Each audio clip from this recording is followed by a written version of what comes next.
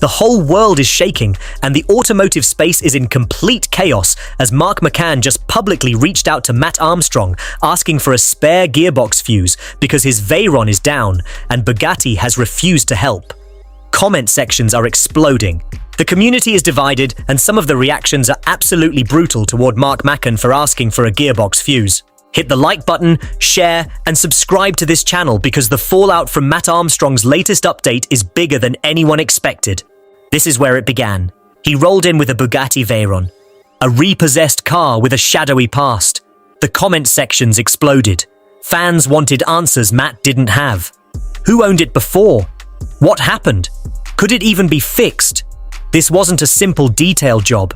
This car had deep hidden problems, and from the first inspection, it was obvious. Solving this was going to take a full-blown investigation. Matt started working through the car systematically, the way only someone with his level of experience can. And then Mark McCann entered the chat. Because for months his Veyron broken gearbox couldn't be fixed, so the car is literally down. The gearbox is inoperable. He has been trying to figure out a way forward and hitting walls at every turn. So he did something that nobody expected. He went into the comments on Matt Armstrong's content and he posted this, and I want you to read this carefully because this is the screenshot that sent the internet into meltdown mode. He wrote, "Do you have any spare gearbox fuses? Asking for a friend?" That is it. That is the comment. 7 words and a classic deflection at the end.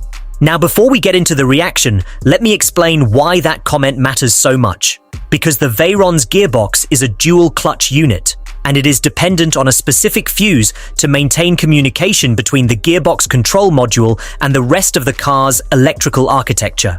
When that fuse blows or degrades, the gearbox essentially goes into a state where it cannot receive or send the commands it needs to function.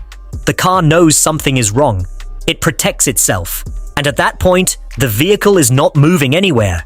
You are not driving it. You are not coaxing it out of the driveway. It is done until that issue is addressed. Here is where it gets interesting, because this is not a part you can walk into a dealership and pick up. This is not a component that shows up on a standard parts list. Getting one through official channels requires a relationship with Bugatti's service network, and that network is notoriously difficult for independent owners to access. Mark reached out. Bugatti was not in a position to help him, so he turned to the one person in the world who he knew had recent hands-on experience with a Veyron in a similar state of distress. Matt Armstrong. Keep watching, because this is where the community reaction gets absolutely brutal. Matt's knowledge of this specific fault is what makes this situation so fascinating.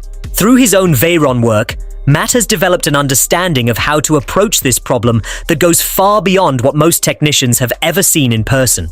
The diagnostic process alone is something that takes methodical thinking. You are not just chasing a blown fuse in the conventional sense. You are tracing back through the system to understand what caused the failure in the first place. Because if you just replace the component without understanding the root cause, you are going to be right back in the same position within weeks. What Matt has shown through his process is that even with a damaged fuse situation, even with a gearbox that looks completely dead on paper, there is a pathway to getting it operational again. It requires accessing areas of the car that are buried under multiple layers of engineering. It requires patience, the right tools, and honestly, it requires experience that cannot be faked. Most shops in the world would look at a Veyron with a gearbox fault and tell you to contact Bugatti. Matt Armstrong actually goes in and solves it. That is why he has the following he has. That is why Mark McCann went to him specifically. But here is the thing. The community did not see it that way. At least not all of them. The responses to Mark's comment were all over the place. Some people thought it was hilarious. A genuinely funny ask from one hypercar owner to another, the kind of thing that only happens in this specific world where people own million-dollar machines that barely work. But a significant portion of the reaction was not kind. People were questioning why an owner of one of the rarest and most expensive production cars in history would be publicly begging for a fuse in a YouTube comment section. Some called it embarrassing. Some said it exposed the reality of Veyron ownership in a way that Bugatti would not be happy about. And some went further, pointing out that if you buy a Veyron and can't get it serviced, that is a problem that goes far beyond one comment on one video. And that debate is real, because the Veyron ownership experience has always been complicated. These cars were never built to be maintained by anyone outside of the official network. The engineering is extraordinary, but the dependency it creates is enormous. When that official network is not accessible, owners are left with very limited options. Mark McCann is living that reality right now. His Veyron is grounded, the gearbox cannot function, and he is publicly reaching out to an independent builder on YouTube for a component that should theoretically be available through the manufacturer. Think about that for a second, because it says everything. Mark still needs that fuse, the gearbox is still down. Matt's Veyron project is still ongoing, and the community is still buzzing around every single update. This is not a situation that has been resolved. It is a situation that is building. And the conversations it is generating about hypercar ownership, about what it actually means to have access to parts, about whether independent builders like Matt Armstrong are filling a gap that should not exist in the first place, those conversations are not going away.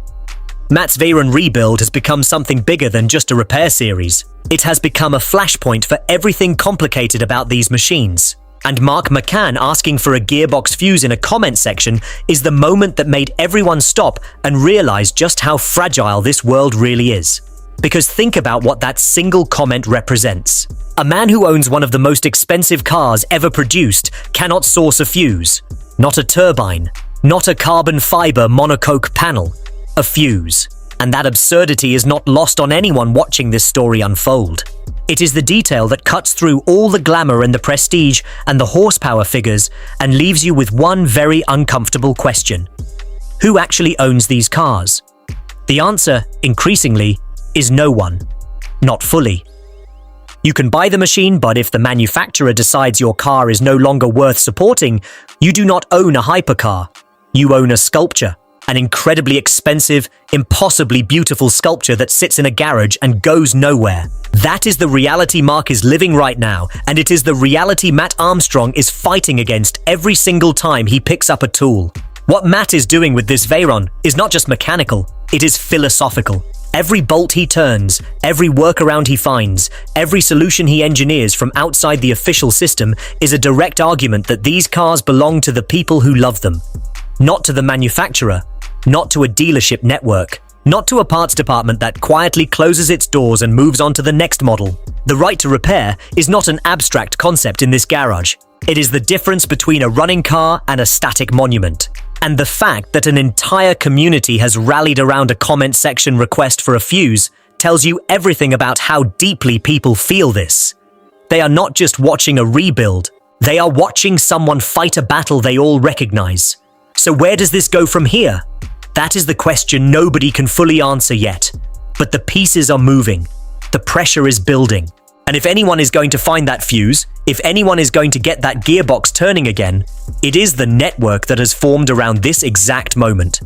That is what Matt's channel has built.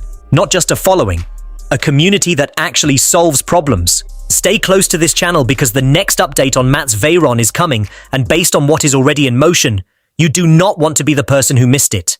And here is your call to action right now. Subscribe if you have not already, hit the notification bell, and drop a comment below telling us